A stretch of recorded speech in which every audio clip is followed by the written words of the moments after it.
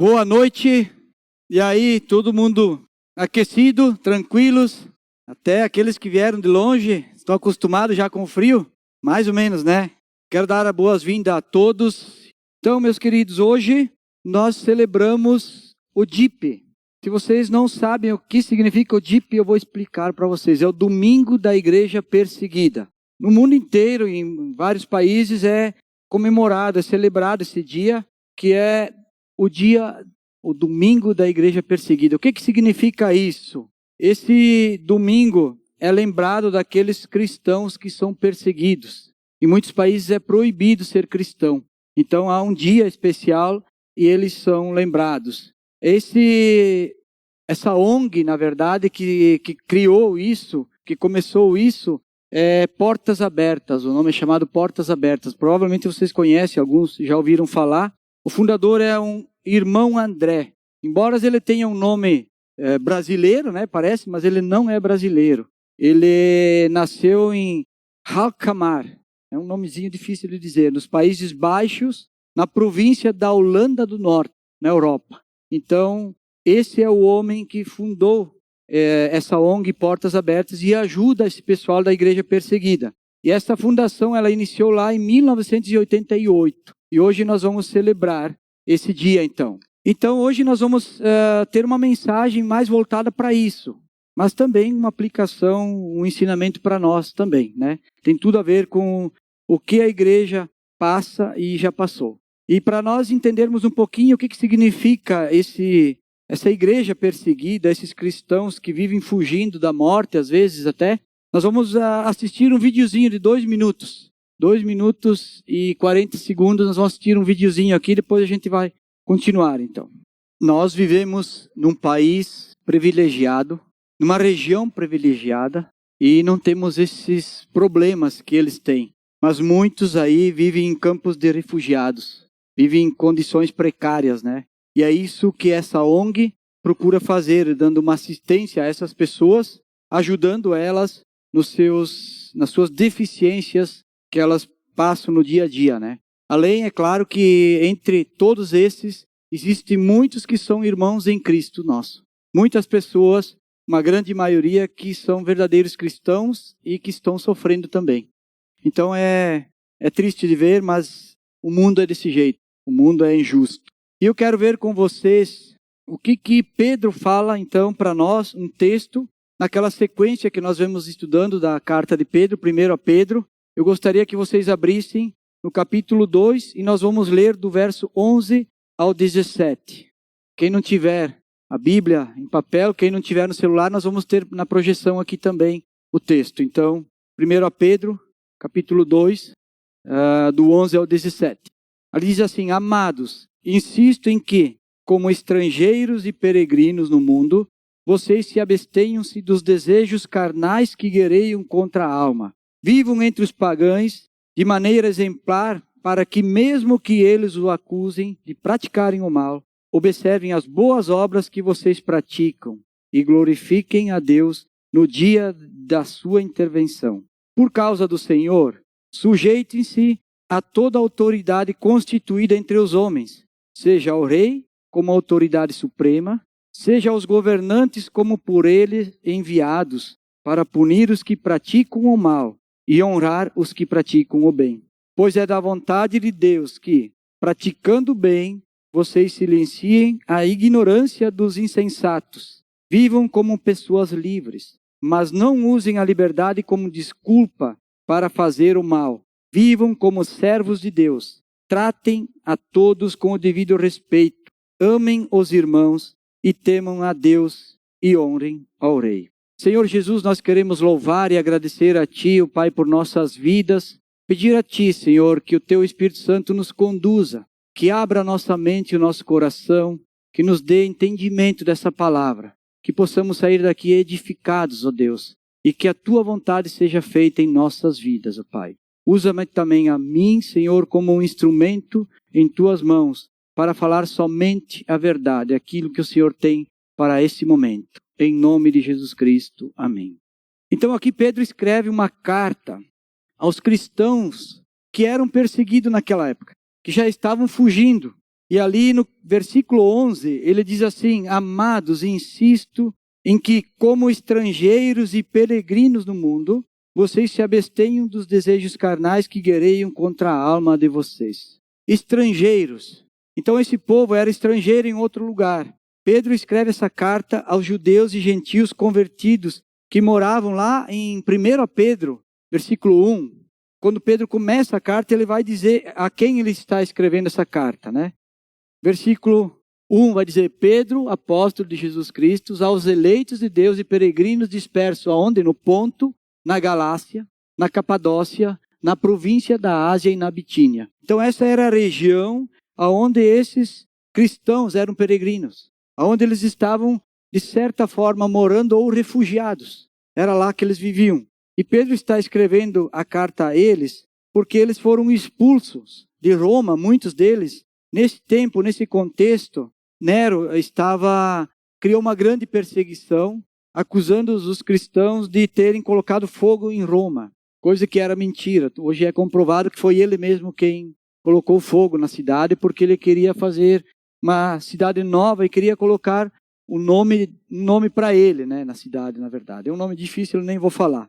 Então era tipo Nero Lopes, alguma coisa assim, né? Era Nero, né? Mas enfim, não sei bem o nome correto. E então ali houve muitas perseguições e muitos fugiram para esses lugares ali na galáxia. Então eles não eram cidadãos daquela região, eles eram estrangeiros. E por isso muitas vezes eles eram maltratados e acusados de praticarem o mal, porque eles não eram daquele lugar. É o mesmo exemplo que nós temos hoje, muitas vezes, brasileiros ou países daqui do Mercosul, eles saem para viver em outro país, né? Às vezes na Europa, às vezes em outros países, Canadá, Estados Unidos, assim por diante, e às vezes não são bem recebidos, são maltratados ou não são reconhecidos como cidadãos daquele país, mesmo que tenha uma cidadania, às vezes, mas pelo fato de ser de outra etnia, de outra região, de outro lugar, de outro país, eles não tratam as pessoas bem. Se não tiver, então, a cidadania, ou coisa assim, pior ainda. Aí é mais complicado, né? Bem mais complicado. Então, mais ou menos esse era o contexto daqueles cristãos que tinham que fugir da sua terra para viver em outro lugar. E Pedro diz o quê? Não vivam como eles. Não vivam como pagãos. Ele diz no verso 11, abstenham-se dos desejos carnais que guerreiam contra a alma de vocês. Aqueles povos, eles eram ímpios. Eles tinham uma culturas e práticas pecaminosas. Eles não acreditavam em Jesus Cristo. Eles ofereciam sacrifício aos ídolos, participavam de orgias e de todo tipo de culto aos deuses. Eram esse tipo de povos, onde os cristãos estavam vivendo no meio. Então eles estavam sendo pressionados de certa forma por aqueles povos. E eles viviam lá e precisavam, de certa forma, se manterem fiéis. Não cair nos desejos da carne, não cometer as mesmas barbaridades que aquele povo cometia. E aí Pedro continua no verso 11 dizendo, peregrinos no mundo, ou seja, ele está dizendo, vocês são peregrinos no mundo. O significado dessa frase tem um duplo sentido. Pedro está dizendo que eles eram peregrinos naquela região, mas também peregrinos na terra, no mundo, por serem cidadãos do céu e pertencentes a Deus. Um peregrino é um tipo de viajante, né? É uma pessoa que não tem uma morada fixa, né? Ele não é daquela região. Talvez no mesmo país ele até possa ir para uma outra cidade e firmar a morada ali, como já aconteceu comigo e com muitos de vocês, eu creio. Mas fora do país, quando você está fugindo de alguma coisa, é muito complicado.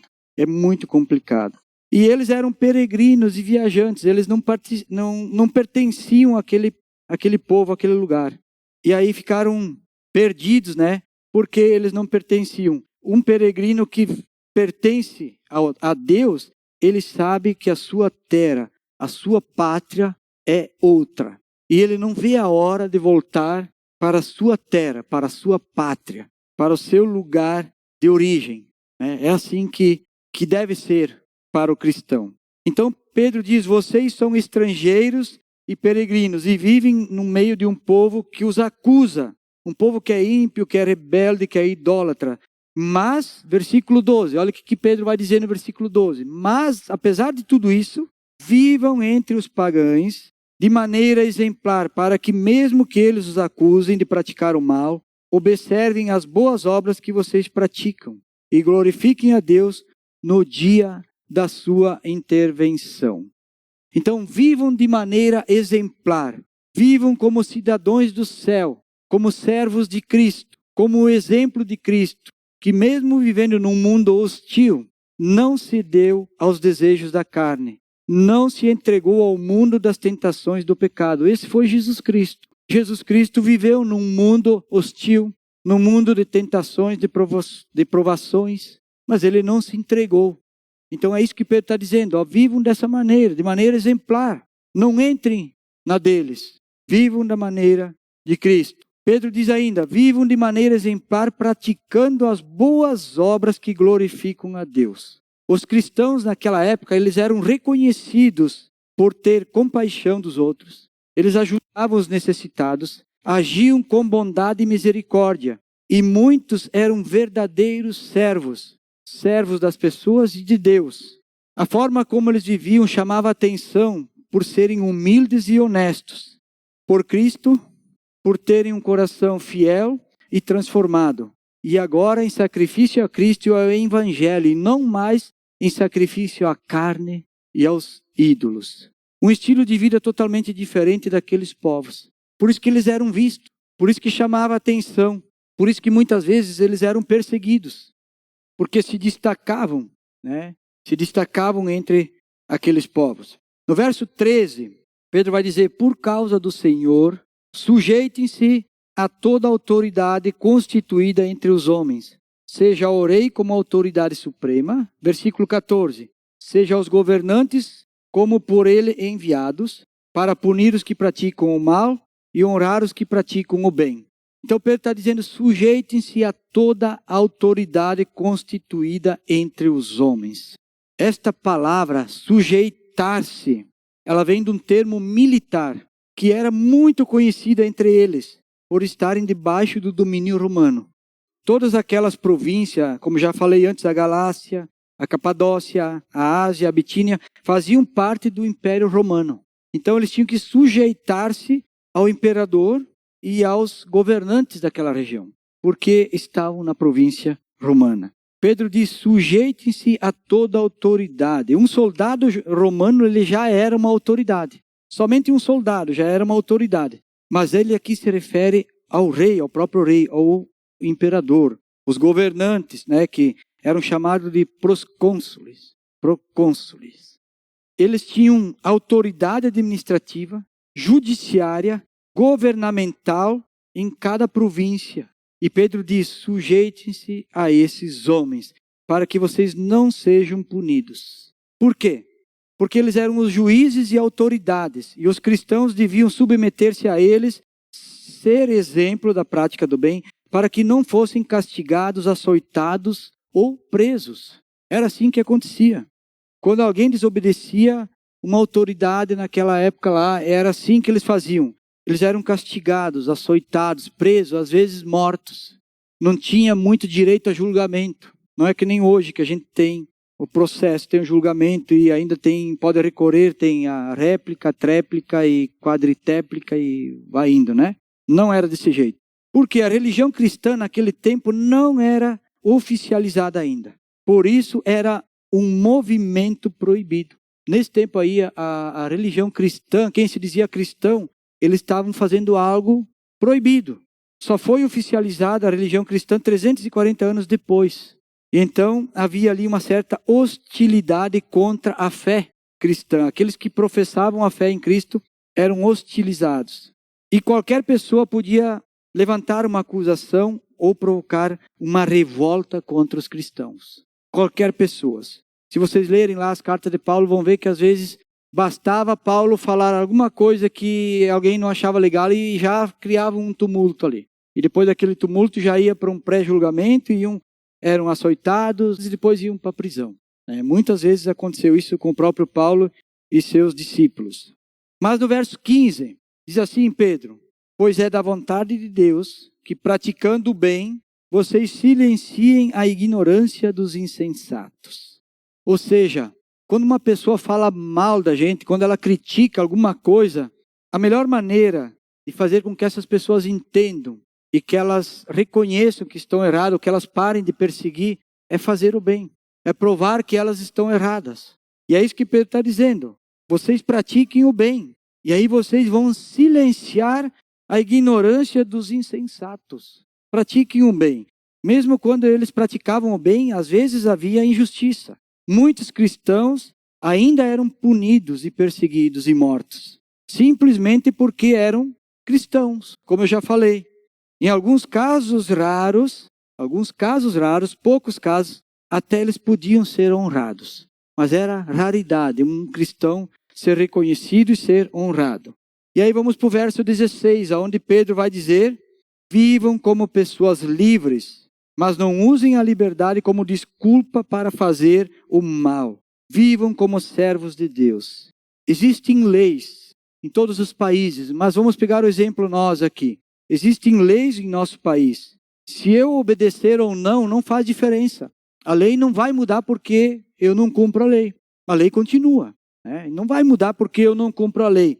Mas, para mim me manter livre, eu tenho que obedecer a lei.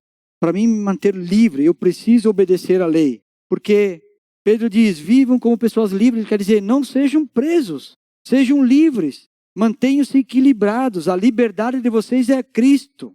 Não permitam e não pratiquem a desobediência às autoridades, a não ser que eles os obriguem a negar a própria fé, a desobedecer a Deus. É a única permissão que nós temos, biblicamente nós temos, é desobedecer uma lei quando vai contra a palavra de Deus. Com certeza que eu posso sofrer as punições, mas é um risco que eu vou correr. É o que acontece com muitos países onde é proibido ser cristão, onde há uma perseguição e as pessoas preferem ser perseguidas, presas ou mortas, mas não desistem da fé. Elas não querem desobedecer a Deus. Elas entendem que é mais importante obedecer a Deus do que aos homens. E aqui Pedro não está falando da liberdade sobre a lei só, mas ele está falando da liberdade espiritual. Ele não está falando para aqueles cristãos sobre que eles deveriam se libertar somente do imperador romano, das leis romanas. Ele está falando para que eles fizessem o bem, praticassem o bem, para que eles se mantessem livres por Cristo. E aí ele vai continuar no mesmo versículo dizendo, mas não usem, no final desse versículo, do 16, mas não usem a liberdade como desculpas para fazer o mal. Pedro está dizendo, não concordem com as coisas erradas, não façam como eles, não pratiquem as mesmas coisas que eles praticam, não queiram se vingar, não usem de desculpas para pecar. Ou seja, não negue a sua fé na hora do aperto, viva como um servo de Deus. Você já deve ter ouvido muitas vezes assim, eu não vou pagar tudo certinho aqui, o meu imposto aqui, porque os governos também são, não vou usar aquela palavra, mas eles também têm os desvios. Então, por que eles são desonestos? Por que eu tenho que ser honesto?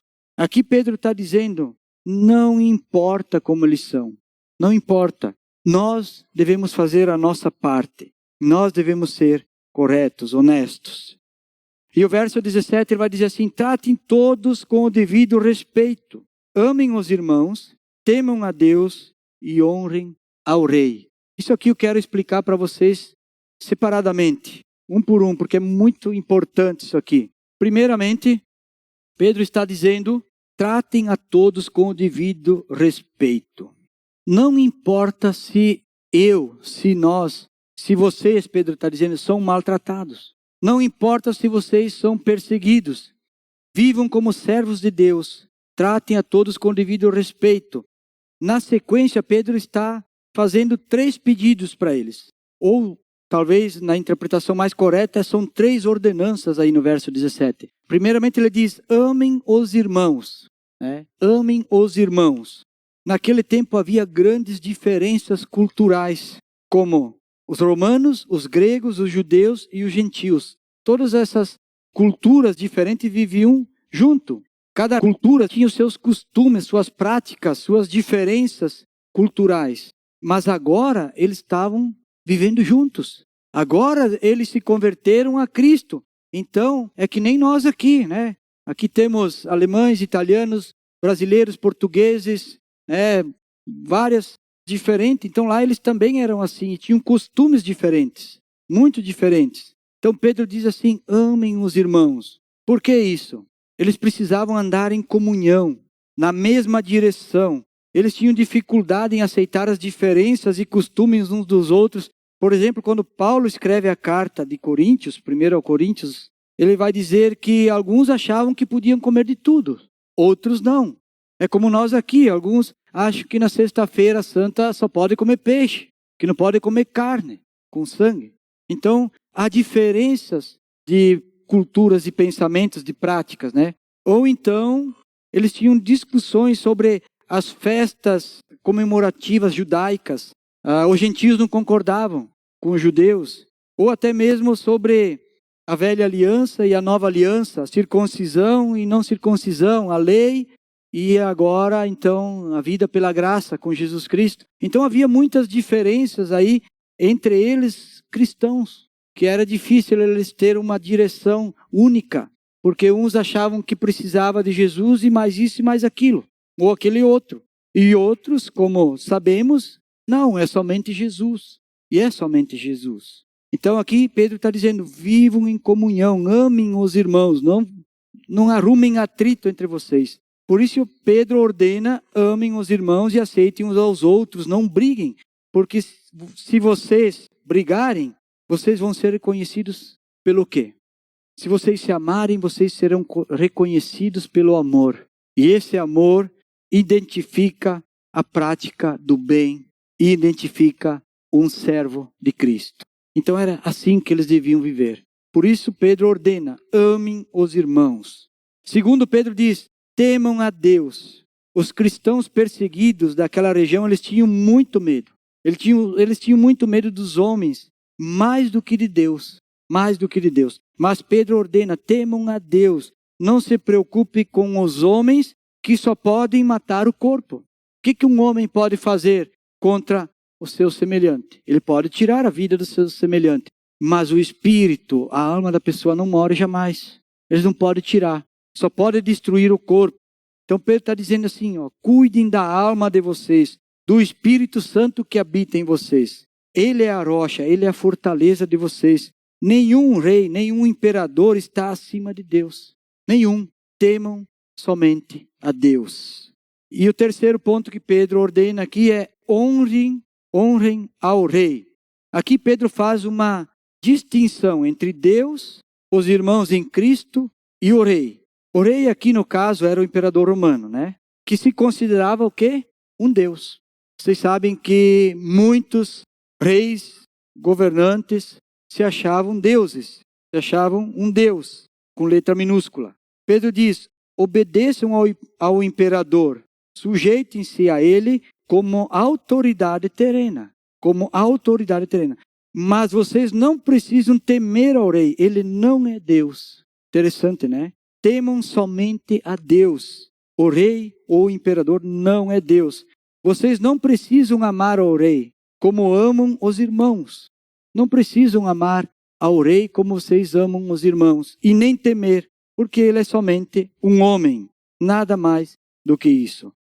O imperador devia ser respeitado e honrado por eles. Porém, o imperador não tinha nenhuma autoridade divina, como os pagãos acreditavam. Os povos, as pessoas que não eram cristãos, eles acreditavam que o imperador ou o rei, ele tinha uma autoridade divina. Mas os cristãos não acreditavam. Então esse era o contexto daquela época, como viviam os cristãos perseguidos, torturados, ameaçados de morte naquela época. Porém, a maioria deles não negavam a fé, mas viviam como verdadeiros servos de Cristo. Era assim que eles viviam. Mas como aplicação para nós, então, como vivem os cristãos perseguidos hoje?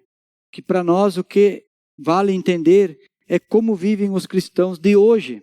Como eu já disse lá no começo, a igreja sempre foi perseguida. A igreja começou lá no dia de Pentecostes. Depois que Cristo ressuscitou, ficou os apóstolos em seu lugar. E o dia do Pentecostes, que é quando desce o Espírito Santo sobre os apóstolos, eles começam a igreja. E lá mesmo, no início da igreja, já teve uma perseguição, onde Estevão foi apedrejado e morto. Já começou a perseguição lá naquele tempo.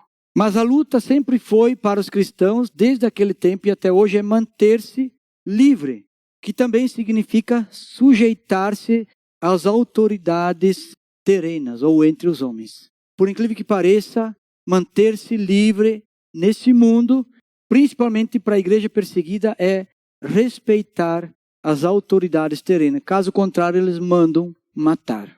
Olha, eu confesso para vocês que eu tenho um pouco de dificuldade com isso. Eu tenho dificuldade, muitas vezes, porque muitas autoridades são desonestas, interesseiros, injustos, mas para me manter livre, eu devo obedecer à lei dos homens, das autoridades. Caso contrário, eu posso sofrer um processo, eu posso ter problemas. Então eu quero só citar alguns exemplos para vocês aqui das consequências que hoje nós cristãos, tá? Não estou falando, é geral, mas estou falando de nós cristãos, podem ter quando desobedecem à lei. Por exemplo, no trânsito. Quando eu desobedeço à lei, o que acontece? Multa. Uma multinha para o bolso, para pagar, para ver se aprende, né? Então, quando eu desobedeço uma lei de trânsito, eu já sou punido. Se eu cometer um crime, então, nem se fala, né? Muito pior. Se eu cometer roubos, pior ainda. Então, assim por diante. Tem consequências. A desobediência tem consequências. Por isso que para nós nos mantermos livres, precisamos obedecer às leis. E não só isso, eu preciso obedecer para me manter livre na minha mente, no meu coração também. Porque quando eu desobedeço, de certa forma, eu sei que eu pequei. Eu sei que eu errei. E isso pode me aprisionar internamente, meu coração e a minha mente. Então isso também é uma forma de abrir mão da liberdade em Cristo. Então esse é o primeiro ponto. O segundo ponto, aqui diz: vivam de maneira exemplar e pratiquem o bem. Exemplar, ou como exemplo. O sinônimo da palavra exemplo é modelo, espelho. O espelho reflete um exemplo. Se você olhar na frente do espelho, você vai ver o teu exemplo. É um padrão, é um molde, um protótipo, um retrato, também é um exemplo. Então, tudo isso são maneiras, palavras que explicam o que significa ser exemplo. Mas exemplo do quê? Se eu sou um exemplo, devo viver como um exemplo. Exemplo do quê? Exemplo do bem, da prática do bem. Ou seja, um exemplo do próprio Jesus Cristo, o nosso Senhor. Não podemos viver entre os pagãos e fazer as mesmas coisas que eles. Nós não podemos viver da mesma maneira, porque isso não vai fazer diferença nenhuma. Não vai fazer diferença alguma. Se eu viver sendo um cristão no meio dos outros, igual aos outros, fazendo as mesmas coisas erradas, eu vou ser um servo mau. E vocês conhecem a parábola do servo mau e do servo bom. Então eu não estou dizendo aqui que nós devemos viver debaixo de regras, que nós devemos viver de uma forma que, nossa, e agora o que eu vou fazer? Qualquer coisinha. Não é isso que eu quero dizer, mas eu quero dizer que se a gente quer ter liberdade, ter paz e fazer o bem, nós temos que obedecer. Seja a Deus ou seja às leis dos homens. É assim que a Bíblia nos ensina. É assim que a Bíblia nos orienta. E terceiro ponto, diz: tratem a todos com o devido respeito.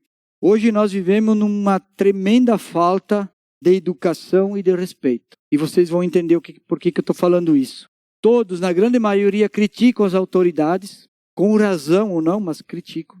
As pessoas desrespeitam as leis, desrespeitam os professores, desrespeitam os idosos, desrespeitam no trânsito, se desrespeitam nas redes sociais.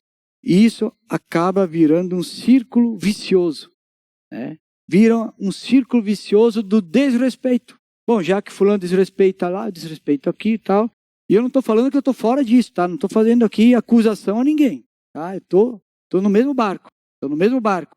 Mas podia usar muitos exemplos aqui que as pessoas têm dificuldade de obediência e respeito hoje. Ao chefe, ao líder, ao professor, ao guarda de trânsito e assim por diante. É difícil, né?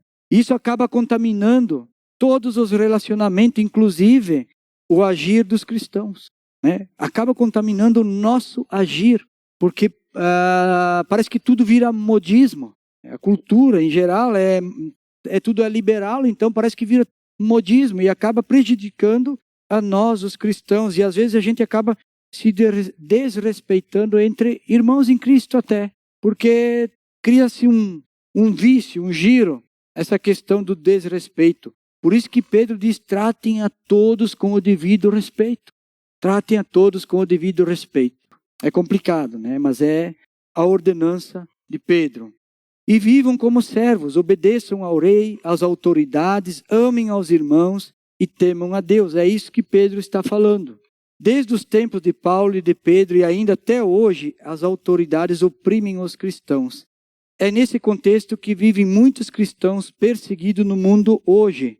Só no ano de 2025, como a gente viu no vídeo, mais de 183 mil cristãos foram obrigados a fugir de suas casas, cidades ou país.